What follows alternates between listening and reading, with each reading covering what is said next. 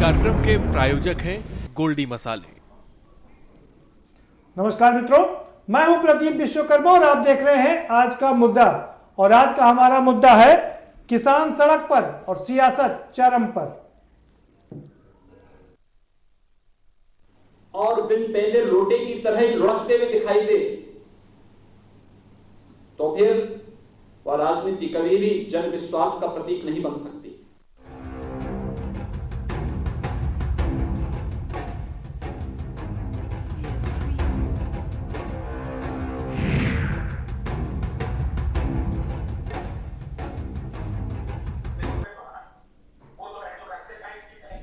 जी हाँ, किसान सड़कों पर है और सियासत चरम पर है।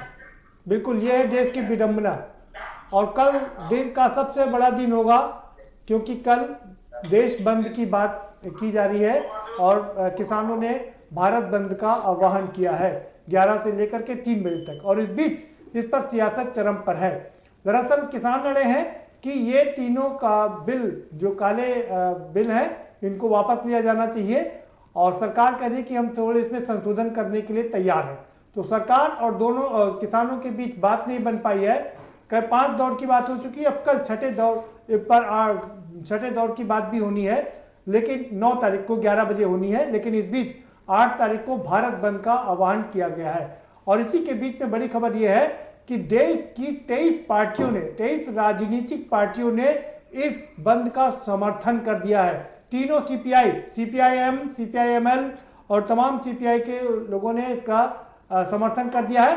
और साथ ही साथ में जो समाजवादी पार्टी उत्तर प्रदेश की बीएसपी ने भी समर्थन कर दिया है। और बात करें बिहार की, तो बिहार में भी, तो पूरे देश में इसका समर्थन मिल रहा है। इसको लेकर के राज जारी है और इसी पर हम करेंगे हमारा ये आज का खास मुद्दा। आपको अपने मेहमानों से भी परिचित कराएंगे, लेकिन उससे पहले आपको एक रिपोर्ट दिखा देते हैं। ये रिपोर्ट देखिए, फिर आपको अपने मेहमानों से भी हम परिचित कराएंगे। सरकार बचा पाएगी, लेकिन पूरे देश का किसान नाराज है भारतीय जनता पार्टी से। भारतीय जनता पार्टी ने किसानों को भरोसा दिलाया था कि आय दोगुनी होगी, लेकिन जो काले कानून लाए गए हैं उससे आने वाली पीढ़ी को भी नुकसान होगा। हम समाजवादी लोग पंजाब के, हरियाणा के, देश के जितने किसान हैं धरने पे बैठे, हम उनका समर्थन करते हैं। राजनीति मूल्य और आदर्शों की होती है, राजनीति सिद्धांतों की होती है। राजनीति अगर मूल्य और आदर्शों के बगैर हो और बिन पहले लोटे की तरह ही लुढ़कते हुए दिखाई दे तो फिर वह राजनीति कभी भी जन विश्वास का प्रतीक नहीं बन सकती।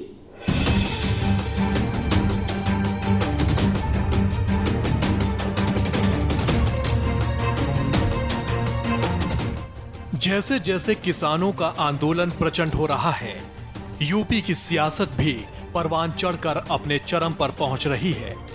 किसानों के आंदोलन को जहां विपक्ष का साथ मिल रहा है, तो अब किसानों के मुद्दे पर सभी सियासी दल अपनी सियासी रोटी सेकने में जुट गए हैं। भारत बंद के एक दिन पहले दिल्ली से लेकर यूपी तक जो सियासी तस्वीर उभर कर सामने आई है, वो ये बता रही है कि भारत बंद के साथ किसानों का हितैषी बनकर हर सियासी दल अपना सिक्का मजबूत करने की तैयारी में जुट गया है। अचानक तमाम विपक्षी दल या गैर भाजपाई दल कूद गए और आज हम विपक्षी दलों, विशेष रूप से कांग्रेस, एनसीपी, उनके सहयोगी दलों के शर्मनाक दोहरे चरित्र को देश के सामने बताने के लिए आए। This press conference is designed to expose the shameless double standards of the non-BJP opposition parties. कृषि कानूनों को लेकर किसानों का आंदोलन 12वें दिन भी जारी रहा। बीते 5 दौर की बातचीत में सरकार का रुख नरम जरूर पड़ा, लेकिन सरकार कृषि कानूनों को पूरी तरह से खत्म करने को तैयार नहीं है। वहीं किसान आर पार की लड़ाई के साथ अब भारत बंद की तरफ बढ़ चले हैं, तो सियासी दल किसानों को वोट बैंक की राजनीति में फिर खींचने की तैयारी में जुट गए हैं। सरकार और हमारी पार्टी किसानों के इस संघर्ष में साथ रहे हैं। एमएलए, हमारे पार्टी के कार्यकर्ता, हमारे मंत्रीगण, मैं खुद, हम लोग एक सेवादार की तरह किसानों की सेवा करने में लगे हुए हैं। आज भी मैं यहाँ पे मुख्यमंत्री के तौर पे नहीं आया, मैं एक सेवादार के तौर पे आया हूँ, सेवा करने के लिए आया हूँ, किसानों की सेवा करने के लिए आया हूँ। किसान अपने हक के लिए अपनी मांगों पर अड़े हैं तो दिल्ली से लेकर यूपी तक और बंगाल से लेकर महाराष्ट्र तक सियासत भी गर्म है। सियासी दलों की सियासत को किसान भी अब खूब समझ रहा है। यही वजह है कि भारत बंद से कुछ घंटों पहले किसानों ने सिंगू बॉर्डर पर बैठक की और समर्थन के लिए सियासी दलों को धन्यवाद देते हुए साफ कह दिया कि भारत बंद में कोई भी सियासी दल बैनर झंडे लेकर शामिल न हो। राजनीतिक दलों को हमारा आह्वान है कि उन्होंने जो हमारा सपोर्ट किया, हम उनका धन्यवाद करते हैं पंच इंडिया के, लेकिन उनको हमारा अपील ये है कि वो अपना झंडा बैनर किसान संगठनों की जो सपोर्ट करने के लिए आए हैं उसको घर में छोड़ के किसानों के स्पष्ट आके वो बंद में शामिल। तस्वीर साफ है, जहां एक तरफ किसान अपनी मांगों पर अड़े हैं तो दूसरी तरफ सियासी दल अपने फायदे के लिए किसानों को फिर सियासी चक्की में पीस रहे हैं। किसान सड़क पर है, आंदोलन चरम पर। स्पेशल डेस्क के न्यूज।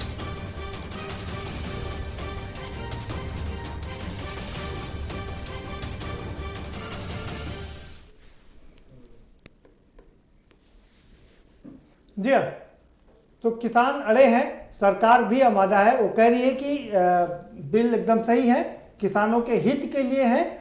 और प्रधानमंत्री नरेंद्र मोदी भी काशी में आकर के कह चुके हैं कि सरकार की जो नीयति है वो गंगा जल की तरह पवित्र है। किसानों की आय दोगुनी करना चाहती है सरकार और इसीलिए ये तीनों बिल लाए गए हैं। लेकिन किसान कह रहे हैं कि जब हमने मांगा ही नहीं तो आप इसको हमें दे क्यों रहे?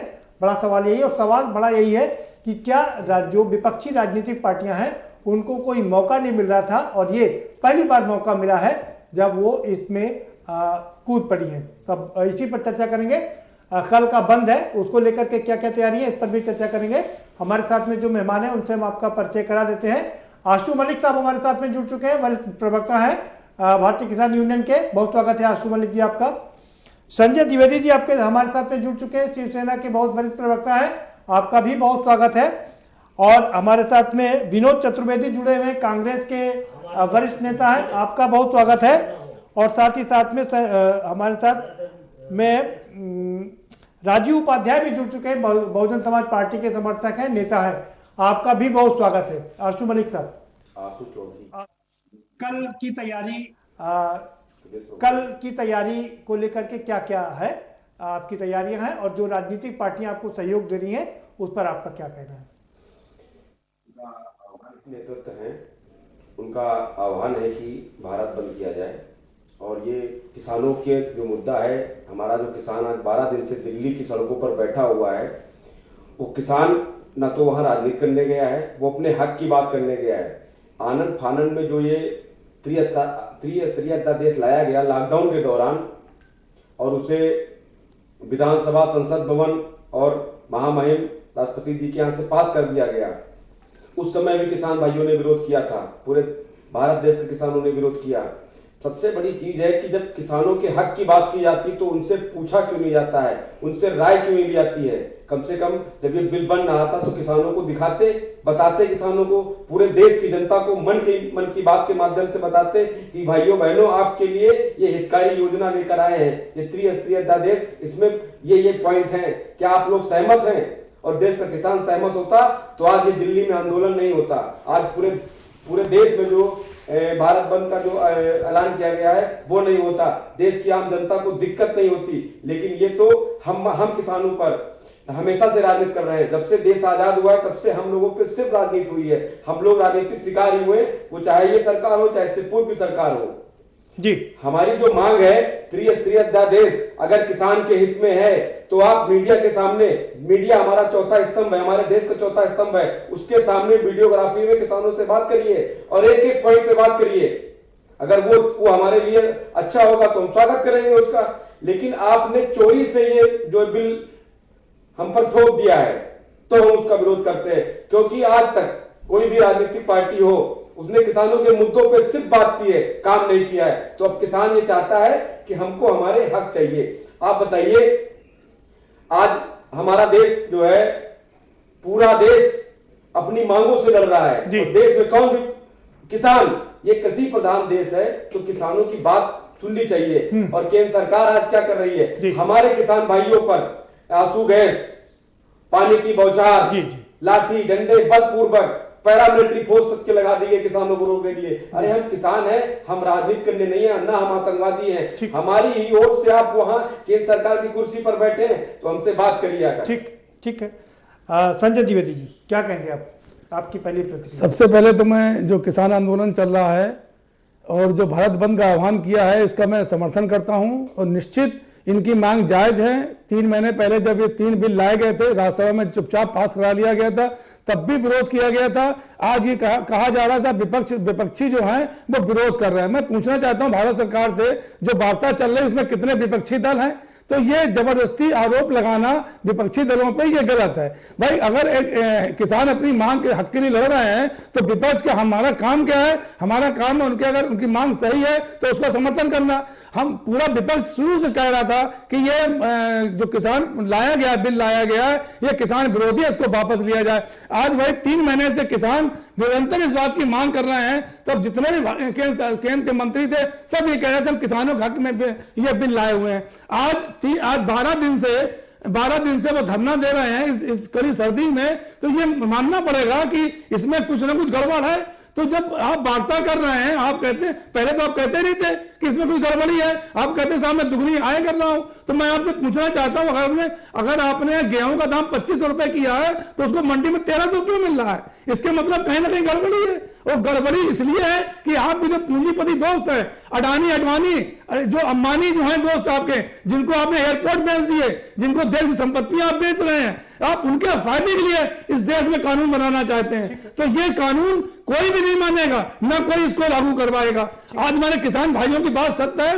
अगर हम लोग कोई राजनीति नहीं कर रहे हैं, ना उनको कोई इनको बरगला रहा है, वो स्वयं अपने आप खड़े हुए हैं। समर्थन देना विपक्ष का काम होता है। विपक्ष का काम वो हम कर रहे हैं। उनकी मांगे जायज हैं। इस किसान विरोधी बिल को वापस लेना चाहिए और नया बिल बना के किसान भाइयों को दिखाना चाहिए, विपक्षी पार्टी को दिखाना चाहिए। हम समर्थन करते हैं। ठीक है। विनोद चतुर्वेदी जी, आपकी पहली प्रतिक्रिया। कल भारत बंद का आह्वान किया गया है, आप लोग सपोर्ट कर रहे हैं। हम तो वैसे भी किसानों के हित में हमेशा काम किया है। भले ही लोग ये कहते हों कि सभी राजनीतिक दल ऐसे ही हैं, लेकिन हमने तो वो करके दिखाया। 72,000 करोड़ रुपया हमने कर्ज माफ किया और हमेशा किसानों के हित में हम खड़े रहे। और आज भी ये लोग कहते हैं, भारतीय जनता पार्टी के लोग जब आते हैं तो वो कहते हैं, अभी एक पत्रकार वार्ता आप सुना रहे थे, कह रहे थे कि अन्नदाताओं को भरमाया जा रहा है। अरे अन्नदाता अगर आप मानते हो उनको, तो उनकी बात मानने में क्या दिक्कत है भाई? उन्हें जो आप कानून दे रहे हो, अगर उन्हें पसंद नहीं है तो मत दो। उन्हीं के तो फायदे का कानून तुम कह रहे हो कि हम फायदे के लिए कर रहे हैं। तो वो किसान कह रहे हमें नहीं चाहिए फायदा, तो सरकार को चाहिए कि वो कानून निरस्त कर दे। असली जड़ तो पीछे है अडानी और अंबानी, और इस देश के वो लोग हैं जो पैसे वाले लोग हैं, जो किसानों को खत्म कर देंगे, जो किसानों को नौकर की तरह यूज करेंगे। आप मंडी को खत्म करेंगे, आपने लाइसेंसिंग खत्म कर दिया कि चाहे जितना भंडार कर सकते हैं। जब ये भंडार करेगा कौन? जिन पे पैसा है, जिन पे व्यवस्था है। तो ये धनवानों के लिए कानून है, किसानों के लिए नहीं है। माननीय प्रदीप जी, किसानों को तो इससे कोई फायदा होने वाला नहीं है। और हम ये मानते हैं कि अगर फायदा हमें आप फायदा दे रहे हो, हम आपसे निवेदन कर रहे हैं कि हमें ये फायदा नहीं चाहिए, तो आपको मान लेना चाहिए। हमें लग रहा कि हमें फायदा नहीं है, आप कह रहे फायदा है।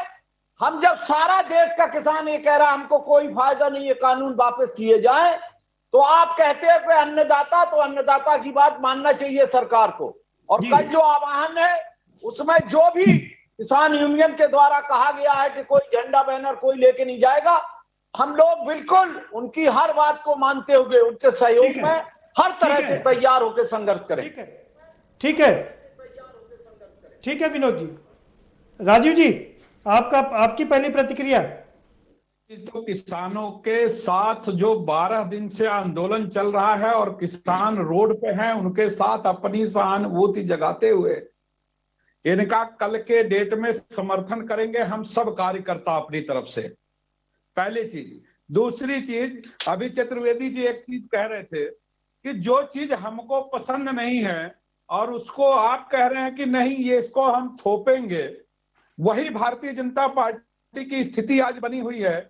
हमारे देश का किसान, हम लोग खुद किसान के बेटे हैं, आज भी खेती किसानी करते हैं। और अभी हम गांव गए थे, थोड़े दिन पहले आपकी वार्ता हमारे से हुई थी। मैं आपको बताऊं 13-14 रुपए गेहूं आकर के वहां जो है व्यापारी मांग रहा है किसानों से। डीजल की स्थिति 80 रुपए भारत सरकार ने कर दिया। भारतीय जनता पार्टी आज के डेट में अगर किसानों के सबसे कोई दुश्मन है तो भारतीय जनता पार्टी और भारत की सरकार है। उसके कारण बतावें कि भारतीय जनता पार्टी ने पिछले चुनाव जीतने के लिए 2-2 हजार रुपए का प्रलोभन किसानों के खातों में डाले, बोले ये सब्सिडी के तौर पे होंगे, और डीजल से लेकर डीएपी और यूरिया तक को खाद महंगा किए। तो सारी स्थिति को किसानों को बद से बदतर स्थिति लाने की स्थिति जो पैदा करी वो भारतीय जनता पार्टी ने पैदा करी। अभी हमारे पूर्व विधायक चतुर्वेदी जी कह रहे थे, ठीक है उपाध्याय जी, वो चीज किसान नहीं चाहता है। आएंगे दोबारा से आपके पास में। ठीक है, सवाल ले लेते हैं। ठीक है, क्यों थोपना चाह रहे? ठीक जी, बिल्कुल ठीक है। पूछेंगे, ठीक है राजीव जी, आएंगे सवाल पूछेंगे आपसे जरूर, बिल्कुल। आप बने रहिए हमारे साथ में। आशु चौधरी साहब, आपसे सवाल ये कि ये कोई पहली बार कानून नहीं बना है। ये जो ड्राफ्टिंग हुई है ये 1990 में इसका ड्राफ्ट बनाया गया था और तब से लेकर के इस पर लगातार चर्चा हुई। तमाम पार्टियों ने इसको करने की कोशिश की, आधा अधूरा किया, नहीं किया। अचानक से ये इतना बड़ा विरोध क्यों? क्या लगता है आपको सारी राजनीतिक पार्टियां इसके लिए दोषी है? जो केंद्र में सरकार थी इससे पहले जी, वो दोषी है, क्योंकि किसानों पर आज तक किसी भी केंद्र सरकार ने, भारत देश की किसी भी सरकार ने, जो भी सरकारें आई आजादी के बाद से, उसने किसानों के बारे में कभी सोचा ही नहीं। ऐसे नियम जो है किसानों पर बना दिए गए। और ये त्रिस्तरीय अध्यादेश जो आया है, जो 1990 में आप बता रहे हैं, उसकी ड्राफ्टिंग हुई थी जी, और आज वो 2020 में लॉकडाउन के दौरान जब देश की जनता त्राही कर रही थी, हमारे किसान मजदूर भाई हजारों किलोमीटर पैदल चलकर अपने घरों तक पहुंचे थे, देश में एक महामारी आई थी। ऐसे समय में हमारे देश के प्रधानमंत्री जी ने आनन फानन में जो है त्रिस्तरीय अध्यादेश पास करा दिया है। मैं पूछना चाहता हूं, देश के किसानों से इतनी जलन क्यों है? देश का किसान पराली जला दे तो उस पर मुकदमा हो जाता है। मैं केंद्र सरकार, मौजूदा सरकार से पूछना चाहता हूं, आप सर्वे करा लीजिए। हमारे देश का किसान देश की 1600 करोड़ पेट पालता है। मुझे सबसे ज्यादा वृक्ष लगाने वाला कोई इंसान है तो वो हमारा भाई किसान है। चीजें पूरी क्लियर हो जानी चाहिए और इत्मीनान से बात कर लेते हैं। आपने कहा कि पराली जलाने पर आप पर एफआईआर दर्ज हो जाती है, ठीक बात है, आप पर एफआईआर नहीं होनी चाहिए और उसके लिए समाधान निकालना चाहिए। लेकिन आपको ये भी तो पता होना चाहिए कि किसान जब पराली जलाता है तो देश का प्रदूषण कितना बढ़ जाता है और उससे आप लोगों को भी दिक्कत होती है, आपके घर में जो बुजुर्ग है उनको भी दिक्कत होती है। तो देश की केंद्र सरकार से मैं मांग करता हूं कि जो 15% कारपोरेट सेक्टर है, उनके यहाँ फैक्ट्री चलती है, उसमें धुआं नहीं, क्या ऑक्सीजन निकलता है? भट्टों से क्या ऑक्सीजन निकलता है? मिलों से क्या ऑक्सीजन निकलता है? सबसे ज्यादा प्रदूषण तो इनसे होता है। किसान का तो धान पराली एक सीजन का है और किसान पराली क्यों जलाता है? इस पर कभी विचार करे सरकार। अगर वो पराली ना जलाए तो उसके बच्चे भूखे मर जाएंगे। मजदूरी का पैसा तक नहीं आता है सरकार को। 8 रुपए, 9 रुपए, 10 रुपए में किसानों ने धान बेचा है। आपको बता दें, देश में आप सर्वे कर लीजिए, 5% किसान ने सिर्फ एमएसपी का लाभ लिया है। एमएसपी का पूरा लाभ कौन लेता है? Corporate sector.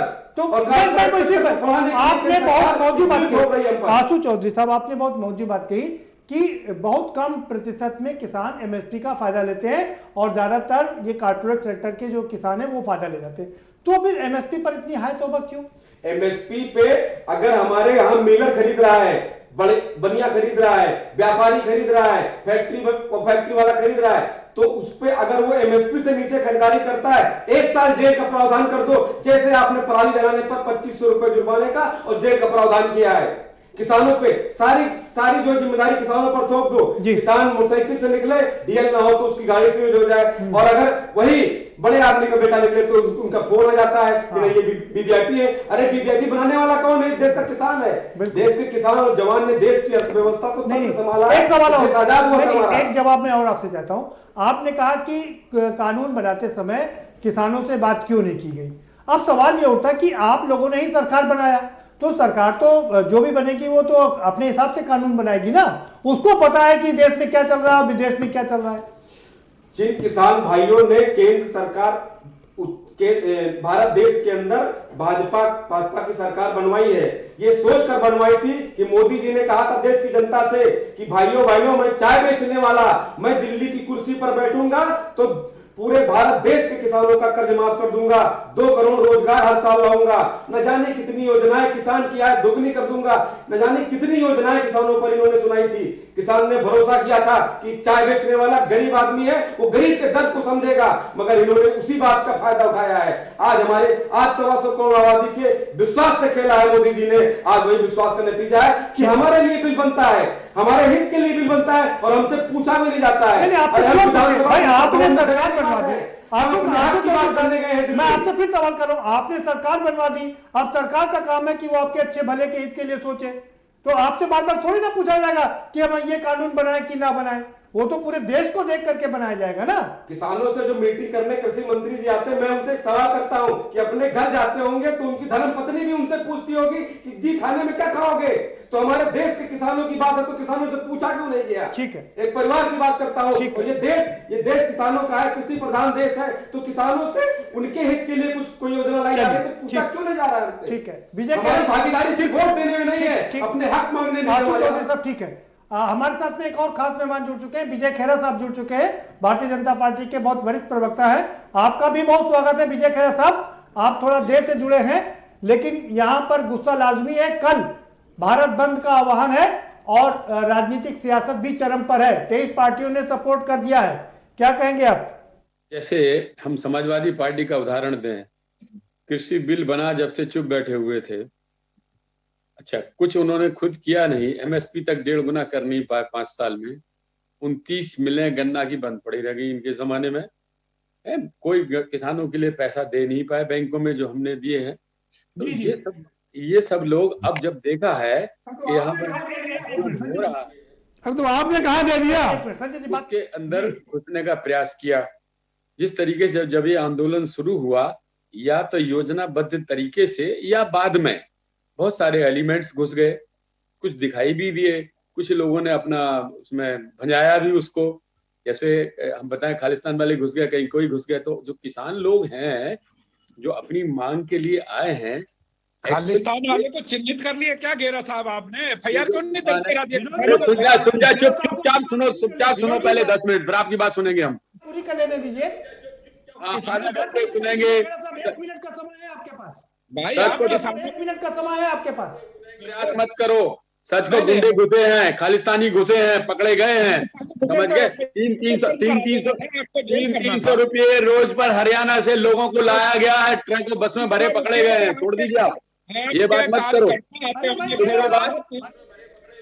अरे भाई खेरा साहब, हरियाणा में आपकी सरकार है, कैसे 300 रुपए में लेके आएंगे? आप लोग बदनाम करने का काम करते हैं, खालिस्तानी बताएंगे ना। ये जो बिचौलिए हैं, जो मंडी माफिया है, ये बैठा है यहाँ सामने, जो बैठे हैं सब मंडी माफिया एंड कंपनी है।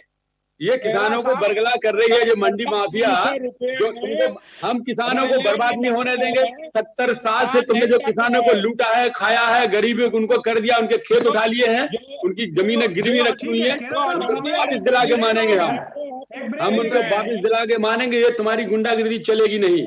अडानी अंबानी की भी बात कर लो। अडानी अंबानी के आने से अडानी अंबानी की बात मानेंगे, और ये मंडी माफिया है सारे लोग। ठीक है खेरा साहब, आएंगे वापस एक ब्रेक के बाद।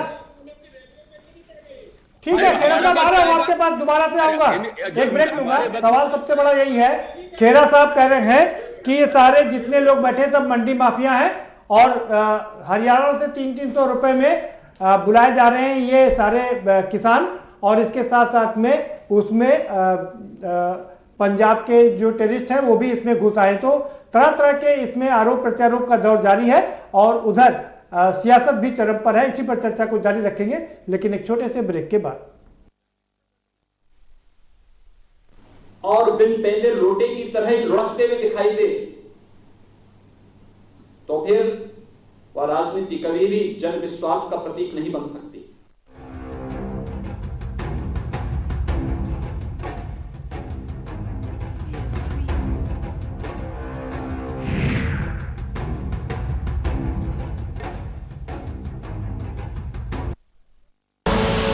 आप देख रहे हैं के न्यूज, खबरों का सारथी। लम्हे छोटे से ये जिंदगी से भरे, इन्हें हाथों में भर ले और जी ले जरा। मुसाफिरा तू है चला, मुसाफिरा रे। छोटे छोटे लम्हों का अनोखा सफर, कमला पसंद, अनोखा स्वाद। GGS Education Group launches 20% discount on academic fee of courses MBA, BBA, BCA, BFSI and GM, D Pharma, B Pharma.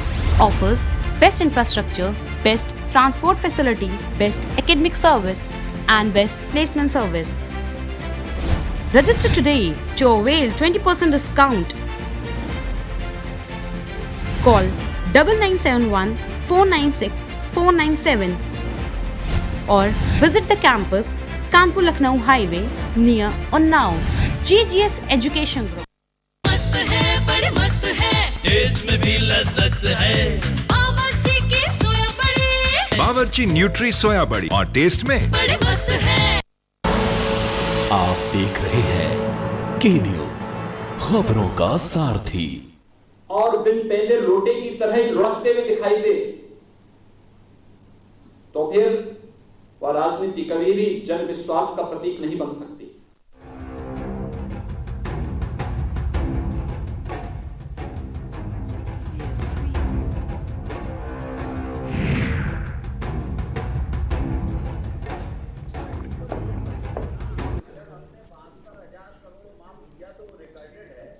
Break के बाद आपका स्वागत है और सभी मेहमान हमारे साथ में जुड़े हुए हैं। विजय खेरा साहब कह रहे हैं कि यहाँ जितने लोग बैठे हुए हैं सब मंडी माफिया हैं। संजय द्विवेदी जी, आप मंडी माफिया। मैं भारतीय जनता पार्टी की सोच को सलाम करता हूँ। शाहीन बाग में धरना चल रहा था, वहाँ भी 500-500 रुपए में लोग आ रहे थे। अब किसान आंदोलन कर रहे हैं, 300-300 में लोग आ रहे हैं और शाहीन बाग के लोग इनके भाजपा में शामिल हो गए। तो ऐसा तो नहीं कि यही 300-300 में भिजवा रहे हूँ। हमें तो लगता है कि भाजपा अहंकार और दम में इतना डूब चुकी है कि देश को गुमराह करने में भी नहीं चूकती है।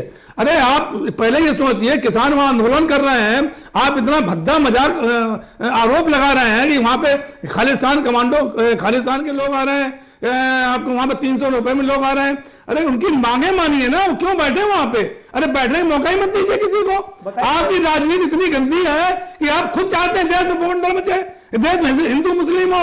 आपकी राजनीति की वजह से पूरे देश में आफत मची हुई है। आपको मतलब ही नहीं कोई। एक 12 दिन से आदमी बैठा हुआ है, बेमतलब में बैठा हुआ है क्या? खेरा साहब कह रहे हैं संजय द्विवेदी जी, 12 दिन से ये दिसंबर की सर्दी में किसान बाहर बैठे हुए हैं, उनको क्या शौक चल रहा है क्या? किसानों को देखिए, हम आपसे अगर 1 मिनट सुनेंगे तो मैं बता देता हूँ, उनकी बात का जवाब देता हूँ। क्या है कि जैसे मान लो यहाँ पर अधिकांश लोग पंजाब या वेस्टर्न यूपी से हैं, मैक्सिमम लोग, है ना। अच्छा, अब पंजाब के किसानों ने तैयारी करी है, उनकी समस्याएं अलग हैं। वहां पर 1 बोरा बोते हैं तो 35 बोरा पैदा होता है। वेस्टर्न यूपी में उससे कम होता है, बुंदेलखंड में और ईस्टर्न यूपी में तो 8 ही गुना 12 गुना होता है। ये सब समस्याएं अलग अलग हैं। उनको क्या दिक्कत हो रही है, अभी जहां पर MSP का जब मिलता है प्राइस फसल के दौरान, जब फसल खत्म हो जाती है 2-3 महीने में, तो बाकी 8 महीने जो किसान के पास सामान होता है वो मजबूर होते हैं उसी मंडी में बेचने के लिए। आपको क्या दिक्कत है कि एक किसान को दूसरी मंडी में नहीं बेचने देते हैं? भाई खेरा साहब सवाल सुन लीजिए। आप नहीं समझा पा रहे हैं, आपके कृषि मंत्री नहीं समझा पा रहे हैं, आपके तमाम मंत्री किसानों के साथ बैठ रहे हैं, नहीं समझा पा रहे हैं, तो आखिर दिक्कत कहां पर है, जरा ये बता दीजिए। हमको दिक्कत अहंकार की है। अहंकार में इतने डूब चुके हैं भारतीय जनता पार्टी के नेता, केंद्र सरकार, जिसकी हद नहीं है। अरे भाई हमसे पूछा, हमें बोलने दो ना। दिक्कत आप फिर बोल लेना, हमसे पूछा है ना। इनको चुप कराइए ना। आपने हमसे पूछा, दिक्कत ये है साहब, दिक्कत ये है। एक मिनट सुन लीजिए खेरा साहब, एक मिनट सुन लीजिए। हमारे साथ कांग्रेस के हमारे साथ किसान के प्रतिनिधि हैं, आशु चौधरी साहब हैं, बीकेयू के उपाध्यक्ष हैं, जरा उनसे बात करा देते आपकी। चौधरी साहब, आप जो सवाल पूछना चाहें वो खेरा साहब से पूछ सकते हैं जी।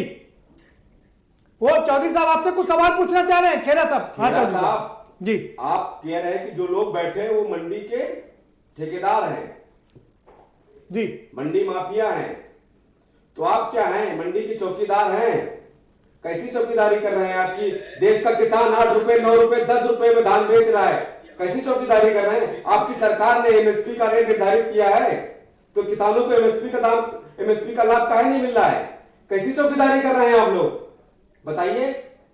अभी तो कह रहे थे आप लोग ऐसी ही चौकीदारी कर रहे हैं हम लोग, जो 70 साल में चोर लुटेरों ने जो किसानों को गरीब और बदहाल बनाया है ना, उनकी चौकीदारी ही कर रहे हैं हम लोग, उनकी ही चौकीदारी कर रहे हैं। आज हमारे किसान भाइयों पर आप वो जो है आंसू गैस और बंदूकें चलवा रहे हैं।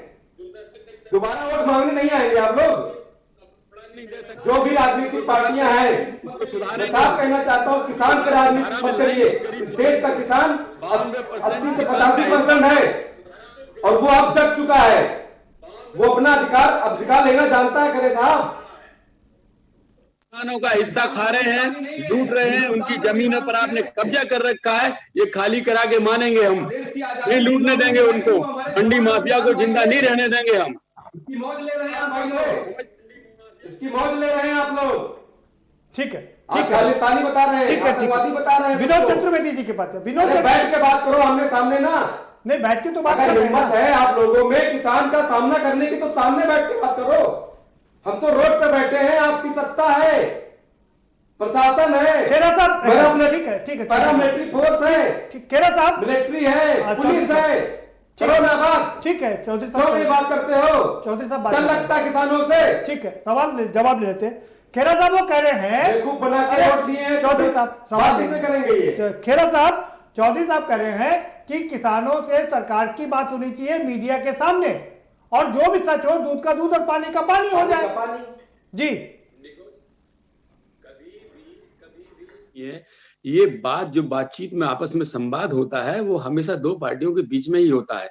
इस समय दुखद घटना ये है कि किसानों के जो लोग यहाँ पर आए हैं, वो वास्तव में सारे के सारे नुमाइंदे नहीं हैं। 40 में से 20 होंगे, लेकिन 20 लोग ऐसे हैं जो वाकई में उन गरीब किसानों की भलाई नहीं चाहते, अपना हित देखने के लिए वहां बैठे हुए हैं। इसलिए ये संवाद आवश्यक हो गया है, ताकि जो 20 असली रिप्रेजेंटेटिव बैठे हैं प्रतिनिधि, ये बात ठीक है भाई। विजय खेरा साहब रुकिए, विनोद चौधरी जी के पास, विनोद चतुर्वेदी जी के पास जाएंगे। विनोद चतुर्वेदी जी, 1991 से आपने ओपन इकोनॉमी शुरू की थी, 1990 में ये ड्राफ्ट बना था और आपने कई बार इसको इम्प्लीमेंट करने की कोशिश की। ये अलग बात है कि आप इम्प्लीमेंट नहीं कर पाए।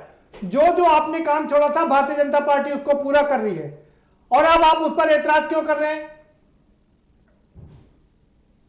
कह रहे हैं, पहली बात तो यह है कि चलो हमने ड्राफ्ट बनाया था 1990 में, लेकिन अब जब उसको हमने डिस्कशन किया तो हमको उसमें भलाई नहीं लगी किसान की, इसलिए हमने उसको नहीं किया। बहुत से काम हमने किए जो देश हित में थे, हमको लगा कि इसमें किसानों का हित नहीं है, और इन्होंने अगर 90 में हमारा ड्राफ्ट था तो तभी पास करा देते। हम तो बहुत सी चीजें लाए, लेकिन हमने उन सब चीजों को डिस्कशन किया, हमने पार्लियामेंट में किया, पब्लिक में किया कि इसका क्या संदेश जाएगा। अगर उसका संदेश अच्छा, हम भाई मनरेगा लाए थे, तो क्या कहते थे मोदी जी, आपने सुना होगा। हम आधार कार्ड लाए तो मोदी जी ने क्या कहा, आपने वो भी वीडियो सुना होगा। हम जो काम करने लाए उन सबके खिलाफ माननीय प्रधानमंत्री जी ने अपने बयान दिए हैं, जो यहाँ की मीडिया कभी कभी दिखाती है। हम विनोद चतुर्वेदी जी विनोद चतुर्वेदी जी बात नहीं, हमने उसको नहीं किया। आप पहले ये बताएं, खैरा जी अभी कह रहे थे, नहीं, आप पर आरोप ये लग रहे हैं विनोद चतुर्वेदी जी कि विनोद चतुर्वेदी जी सवाल सुन लीजिए। आप कह रहे हैं कि इसमें एमएसपी खत्म कर दी जाएगी, लेकिन जो अब आपने जो कानून बनाया है, राइट टू फूड का जो कानून बनाया है, उसके हिसाब से सरकार को 400 से लेकर के 450 लाख टन सामान खरीदना ही पड़ेगा, क्योंकि सेना को भी देना है, पीडीएस सिस्टम भी चलाना है और बाकी जगह भी चलाना है। ऐसे में एमएसपी कहां से खत्म हो जाएगी, और जो दाम ऊपर नीचे हो रहे हैं उनको बैलेंस करने के लिए भी खरीदना पड़ेगा। यही तो कह रहे हैं, कानून जो बनाया उसमें एक लाइन एमएसपी की लिख दो ना, वो खत्म नहीं होगा। तैयार है, हम तैयार हैं, लिख देंगे। अब बात होने दीजिएगा, समझ में आने दीजिए, वो भी बात चर्चा हो जाएगी। नहीं तैयार हो तो किसान तो तैयार है, आप बात कहाँ कर रहे हैं। आप तो ये अपना जो बनाया है, अरे ये पहले ही लिख दिए होते। अगर आप इतने हमदर्द थे तो आप पहले लिख देते। आज आप सोचिए 1400 रुपए में पीसिया बिक रही है, किस रेट में डीजल आ रहा है, आप किस रेट में डीजल बेच रहे हो। किसान पे हाथ ले रहे हैं। आ रहा हूं संजय जी, आपके पास आ रहा हूं, राजू जी के पास चलूंगा, ठीक है। विजय खेरा साहब आपके पास आएंगे दोबारा से। राजू उपाध्याय जी, सवाल यह है, आपकी बहन जी तो घर में बैठ के ट्वीट कर रही हैं, आप कह रहे हैं कि हम लोग आंदोलन में शिरकत करेंगे, कैसे शिरकत करेंगे, और लगातार तो आप सरकार का समर्थन कर रहे हैं। हम लोग सब लोग, बहन जी भी कही हैं, सब लोग कह रहे हैं किसानों के साथ रहेंगे। और खेड़ा साहब अभी एक चीज कह रहे थे, प्रदीप जी खेड़ा साहब कह रहे थे कि हम एमएसपी को मान लेंगे, तो मान लेंगे फिर तो समस्या खत्म हो जाएगी। दूसरा चीज, एक चीज बहुत महत्वपूर्ण मुद्दा है जो किसान के हक में नहीं है, मंडी समिति वाला। आप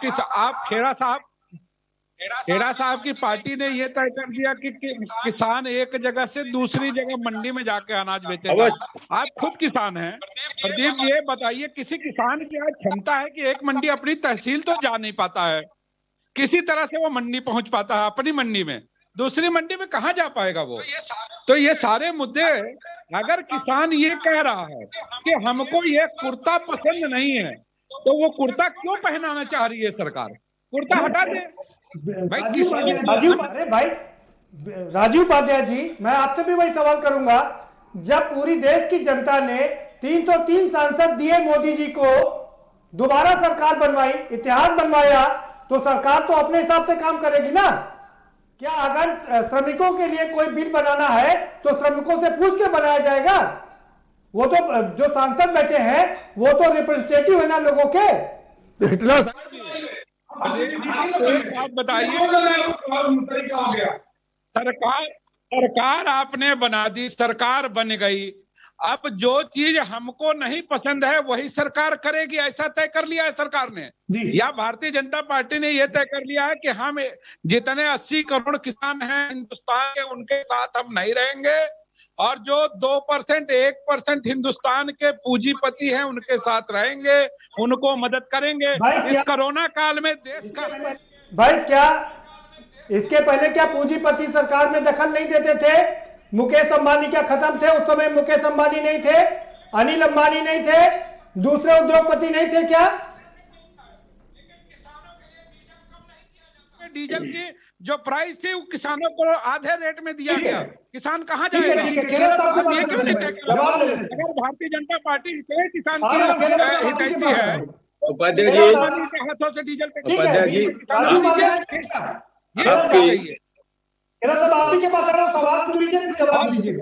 किसान आज भारत का किसान किस हाल में है? ठीक है राजू जी, बात हो गई आपकी, हो गई। नहीं राजू जी, ठीक है, बात हो गई आपकी। भाई खेरा साहब जरा ये बता दीजिए, 2014 के पहले आप लोग लगातार आरोप लगाते थे कि महंगाई बढ़ रही है और गैस सिलेंडर से लेकर के और सब्जी की माला तक पहनते थे और इसके अलावा तमाम तरह से इस पर विरोध करते थे, और आज आप वही काम कर रहे हैं। बड़ी महत्वपूर्ण बात इन्होंने बोली अभी पता जी ने, क्योंकि इससे ना गलतफहमी हो सकती है या नहीं हो सकती है, हम स्पष्ट कर दें। मैं एक सेकंड में अभी ये कह रहा है कि मंडी में ही बेचें, दूर क्यों जाए, दूसरी मंडी में क्यों जाए।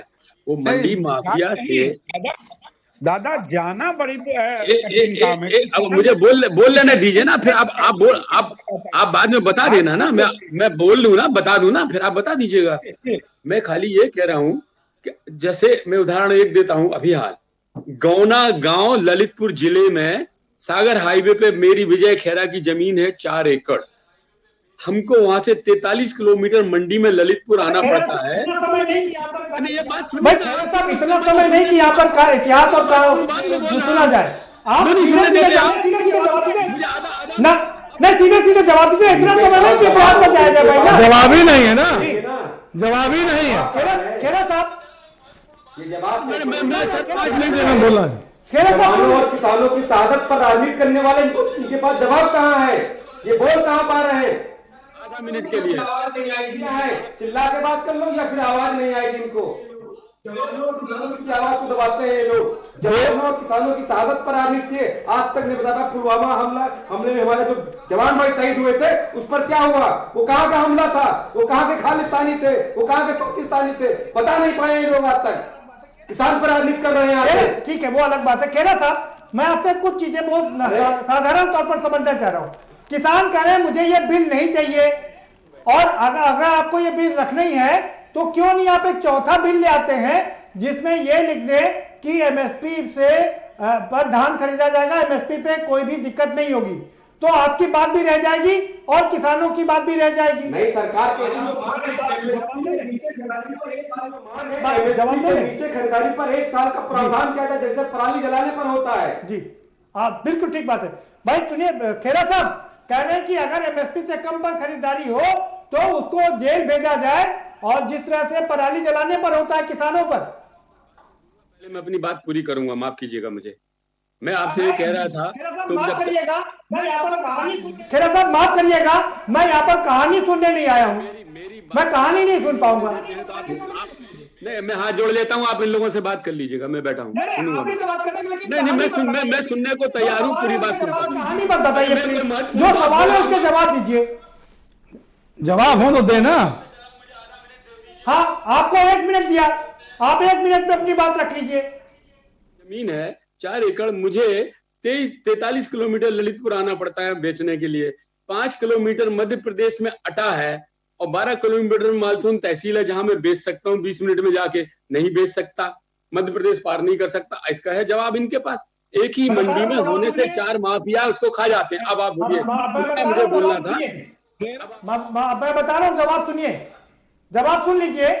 आपके हरियाणा के मुख्यमंत्री ने कह दिया कि हम छत्तीसगढ़ के और राजस्थान के लोगों का अनाज नहीं खरीदेंगे। हाँ, क्या कहेंगे अब आप? कि जो अधिकार है मैं उनकी तो बात कर ही नहीं रहा, मैं कानून की बात कर रहा हूँ। जिस दिन अगर कानून बनता है तो मैंने कहा उससे किसानों को कितनी सुविधा हो जाएगी। एक ही मंडी में बिकवाना चाहते हैं ये लोग, क्यों बिकवाना चाहते हैं? ये 8% जो बड़े किसान हैं, 92% मझोले और गरीब किसानों को क्यों तंग करना चाहते हैं? देखने दीजिए ना, बार बार ये अडानी अंबानी की बात कर रहे हैं। ठीक है भाई, ठीक है। खेरा साहब रुकिए, आ रहा हूं आपके पास, समाधान ढूंढूंगा। आप समय की कमी है। आशु चौधरी साहब, आपके पास आ रहा हूं। सबसे पहले आप ये बता दीजिए इस समस्या का समाधान क्या है, कब तक चलेगी ये समस्या यूं ही? समस्या का समाधान ये है कि देश की जनता ने मोदी जी को वोट दिया था, मोदी जी के नाम पर उनके चेहरे पर वोट दिया था। तो मोदी जी देश के प्रधानमंत्री हैं और हम लोग देश के अन्नदाता किसान हैं, और हमसे बैठकर बात करने में क्या दिक्कत है? कृषि मंत्री आपसे बात तो पता नहीं कौन सी मंत्री को बैठाते, वो तो साफ साफ बोल रहे हैं कि बिल वापस नहीं होगा। अच्छा, आप चाहते प्रधानमंत्री आपसे बात करें? प्रधानमंत्री जी दिल्ली अपनी जगह पर जहां हमारे किसान भाई हैं बुला के बात करें, और मीडिया के सामने, देश के चौथे स्तंभ के सामने बात करें जी, बात करें सामने। जो बिल है इनके, जो किसान कह रहा है, जो ये इनके मंत्री कह रहे हैं, उस पर बैठ के बात करें, बिल पे बात करें। हमको एमएसपी पे बात करनी है, हमको मंडी पे बात करनी है, हमको ये लिमिट जो स्टॉक लिमिट है इस पे बात करनी है। स्टॉक लिमिट को समाप्त कर दिया गया है। अभी क्या होगा? पूरे देश का किसान और पूरे देश की आम जनता जो है एक जगह से खरीद कर खाएगी और वो अपने दाम पर बेचेगा, तब पूरे देश को दिक्कत होगी। ठीक है, तब हमारे बच्चों का भविष्य अंधकार में दिख रहा है, इसलिए आंदोलन कर रहे हैं। ठीक है, हम राजनीति नहीं कर रहे हैं वहां पर। ठीक है, संजय द्विवेदी जी, मैं देश बिकने नहीं दूंगा जी। 2 करोड़ नौकरी दूंगा, 15-15 लाख खाते में आएंगे। समाधान बताइए समस्या का समाधान ये जो बिल है वो वापस हो, सब जवाब दिखाने बंद कर दें। जैसे दिखाया सब जवाब, हम देश बिकने नहीं दूंगा। आज पूरा देश बेचने पे लगे हुए हैं और हर आदमी देख रहा है इस चीज को। 2 करोड़ नौकरी देंगे, नौकरी कहां चली? आज बेरोजगारी और महंगाई इस कारण बढ़ती चली जा रही है। इसका जिम्मेदार कौन है? जो सरकार चल रही है, सबसे बड़ी जिम्मेदारी यही है। आज अगर किसान आंदोलन कर रहे हैं तो इसकी जिम्मेदारी किसकी है? आप विपक्ष को आरोप लगा रहे हैं कि साहब 90 बिल लाए थे तो उन्होंने लागू तो नहीं कर दिया, या उन्होंने कानून बनाने जा रहे लागू तो नहीं कर दिया। 90 में बिल नहीं लाते, माफ करिएगा आपने पूरी बात नहीं सुनी। 90 में पहला ड्राफ्ट डाट बनाता उन्होंने लागू तो नहीं कर दिया, लेकिन आपने तो 3 बिल राज्यसभा में 5 करा लिए बिना विपक्ष की सहमति के। तो जब आपने 5 करा लिए हैं उस समय भी आप कह रहे थे सही था, आज आप क्यों कह रहे हैं उसको बदलने वाली जरूरत है? समाधान बताइए। ठीक है, समाधान यह है कि इसमें इनके बिल वापस होने चाहिए। ठीक है, खेरा साहब आपके पास क्या इसका कोई समाधान है? कैसे निकलेगा हल? कुछ कैसे जो अन्नदाता सड़कों पर है वो वापस घर जाएंगे? की बात है, कृषि मंत्री कह चुके हैं कि हमसे लिख के चाहिए, हम लिखने को तैयार हैं। तो शुरू में बोल दिया था। सवाल यहाँ नहीं है, झगड़ा यहाँ नहीं है। झगड़ा ये किसान और सरकार के बीच में नहीं है, झगड़ा उन लोगों का है जिनके इंटरेस्ट मर रहे हैं। बार बार अडानी अंबानी का नाम वही लोग ले रहे हैं जो किसानों को लूटते रहे हैं। अडानी अंबानी से इसका कोई लेना देना नहीं। अगर है भी तो क्यों बनती है? एयरपोर्ट क्यों बनती है? 5 भाई मतलब नहीं तो क्यों बनती है एयरपोर्ट? बीपीसीएल क्यों बनती है? अगर है झूठ बोले, जुमलाबाजी करना, कानून वापस नहीं है। देश को गुमराह कर रहे, विरोध कर रहे देश को। अगर है भी बताइए, सरकार में तो आप बैठे हुए हैं ना, किसने मना किया आपसे? रोज आप बातें करने के लिए बुला लेते हैं, बातें करने नाटक कर रहे हैं, सिर्फ नाटक कर रहे हैं। दूसरा आदमी के साथ वापस नहीं लेंगे, क्या मतलब इसका है? देश को गुमराह करना बंद कर दीजिए। फालतू चिल्ला जा रहे हैं। संजय द्विवेदी जी, इस तरह से डिबेट नहीं होगी भाई। ठीक है, आ रहा हूँ, दोबारा से आपके पास आऊंगा। किसी की सुनता नहीं, सुन रहा भाई, आपकी बात पूरी सुनी जा रही। खेरा साहब जुमलेबाजी करें तो कौन सुनेगा बात आपकी? संजय द्विवेदी जी, 1 मिनट शांत हो जाइए। पूछते हैं वो तो बोल ही नहीं पाता, जब वो बोलते हैं तो वो बोल जाते हैं, हम बोलते तो बोल जाते हैं। ठीक है, तुम्हारी समस्या का समाधान क्या है? आखिर इस समस्या का समाधान क्या है? आ रहा हूं। नहीं, ये बात बिल्कुल ठीक है। जी विनोद चतुर्वेदी जी, आज 20 गुनी फसल मिलती है। अडानी, अंबानी, खैराजिया, उपाध्याय जी कोई भी जाके उसको 40 गुना पैदा कर सकता है, तो किसान को तो 20 गुने के 25 गुने 30 गुने मिल गई ना। नए साधनों से, नई मशीनों से, नई क्रॉप्स, नए बीज से लाके अगर कोई करता है तो क्या दिक्कत क्या है? दिक्कत क्या है? एक बात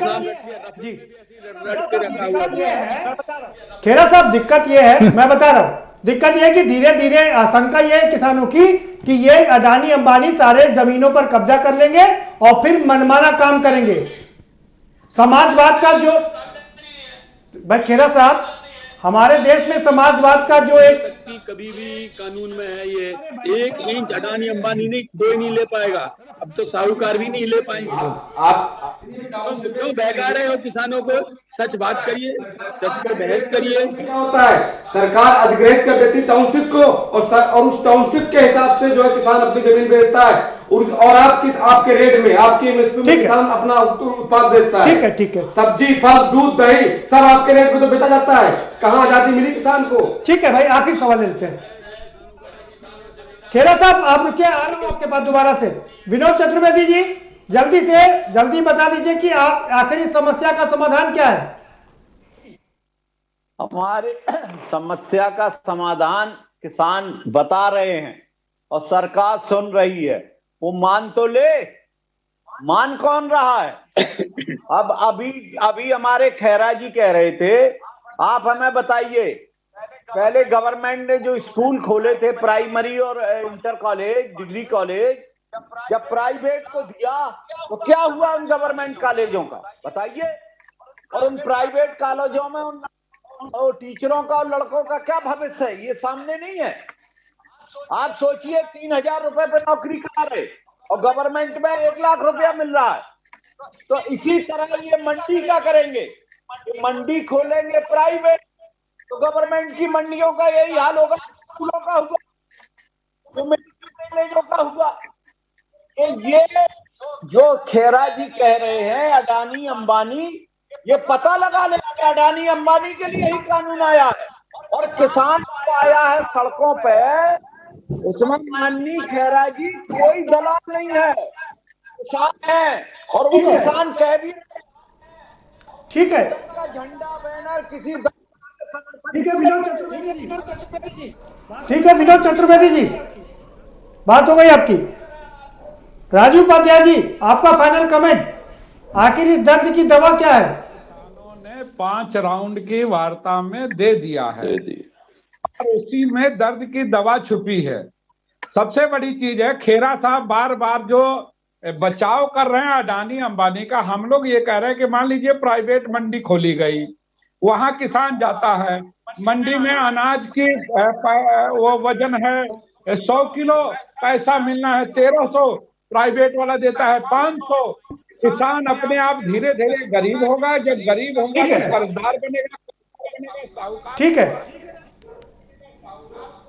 ठीक है राजू जी, समय समाप्त हो गया हमारे पास, आ रहा हूं आपके पास। खेरा साहब आपका फाइनल कमेंट, कैसे निकलेगा समाधान। इस समय हमारे देश में 2 से 80 लाख टन चावल है हमारे पास, पूरी दुनिया को हम भेज सकते हैं। इसीलिए है कि नहीं पता है किसान को, गरीब में, गांव में, कि हम बार बार इसमें चावल करें, अब चावल ना करें, चावल ओवर हो गया है। हमारे पास 60 लाख टन चीनी है, हम दुनिया भर में भेज सकते हैं। चीनी इकट्ठी हो गई है, 10 रुपए की सब्सिडी देकर खरीदी है 32 रुपए में और 22 रुपए में बेचना पड़ रही विदेश में। तो हमारा कहने का मतलब ये है खाली कि हमको जब ये सारा का सारा जुड़ेगा सिस्टम, तो किसान को हर क्षेत्र में ये पता होगा कि हम इस समय फसल में क्या हुआ है कि हमको ज्यादा फायदा हो। जो आजकल नहीं पता उन गरीबों को, वो वही एक ही चीज, चना तो चना बोए चले जा रहे हैं। तो जिसको जो बोए जा रहा है सोयाबीन तो सोयाबीन, अगर हमारा सोयाबीन सरप्लस है तो उस साल सोयाबीन ना बोए, वो उड़द की दाल कोई और चीज बोए। तो अगर ये लोग राष्ट्रधारा में आ सकते हैं, सारी दुनिया कंप्यूटराइज और इंटरनेट में चली गई है, इन किसानों को क्यों पीछे छोड़ना चाहते हैं। ठीक है खेरा साहब, समय समाप्त हो गया। बहुत शुक्रिया आप सभी मेहमानों का इस चर्चा में शामिल होने के लिए। तो कुल मिलाकर के राजनीति चरम पर है, जो किसान है वो सड़क पर है और राजनीति चरम पर है। और इस बीच अगर इस सब के बीच में कोई पिस रहा है तो वो किसान पिस रहा है। सत्ता पक्ष कह रहा है कि हम किसानों की भलाई कर रहे हैं, विपक्ष कह रहा है काले कानून है। आखिर इस समस्या का समाधान क्या है, इसका हल कैसे निकलेगा। हल नंबर 1 ये है कि किसान कह रहे हैं कि तीनों बिल रद्द किए जाए और सरकार कह रही है कि बिल रद्द नहीं किए जाएंगे। बेहतर ये होगा कि तीनों बिल भी रहे और एक चौथा बिल लेके आया जाए जिसमें ये साफ लिखा हो कि एमएसपी पर खरीद होगी, उससे कम पर खरीद नहीं होगी। तो दोनों की बात ही रह जाएगी और दोनों की ही विजय होगी, किसान अपने घर चले जाएंगे। लेकिन क्या ये होगा या यूं ही राजनीति चलती रहेगी, सत्ता पक्ष अपनी राजनीति करता रहेगा और विपक्ष अपनी राजनीति करता रहेगा और बीच में किसान पिसता रहेगा। फिलहाल इस कार्यक्रम में इतना ही। आप हमें दीजिए इजाजत और बाकी खबरों के लिए देखते रहिए के न्यूज इंडिया।